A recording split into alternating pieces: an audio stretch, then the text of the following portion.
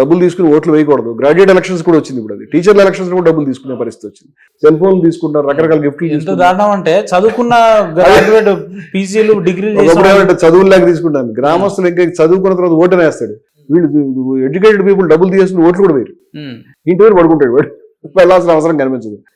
అంచేత ఇది సమాజంలో ఒక చైతన్యం, ఒక జ్ఞానం అనేది రావటం చాలా ముఖ్యమైనది. ఈ జ్ఞానం వచ్చిన తర్వాతనే ఈ దురలవాట్లు, దుర్మార్గాలు చాలా వరకు అంతం అవుతాయి. కులం ఉన్నది, కులం తాలూకు సమస్యలు ఉన్నాయి, ఇవాటికి మనం దాని పక్క బాధపడుతున్నాం.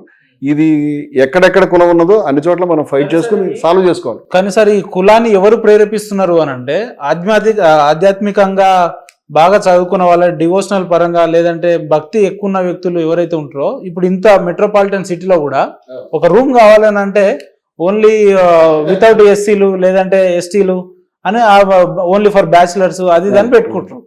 సో ఇలాంటి రోజులలో ఉన్నాం అని అంటే దీనికి ప్రేరేపితమైన కారణాలు ఏమై ఉంటాయి? అంటే ఇప్పుడు ప్రేరేపణ గురించి చెప్తున్నారా, ఒకప్పుడు ప్రేరేపణ? ఒకప్పటి నుంచి మొదలైందే, కానీ ఇప్పుడు ఎందుకు ప్రేరేపితం ఎక్కువగా అవుతుందో అంటున్నా.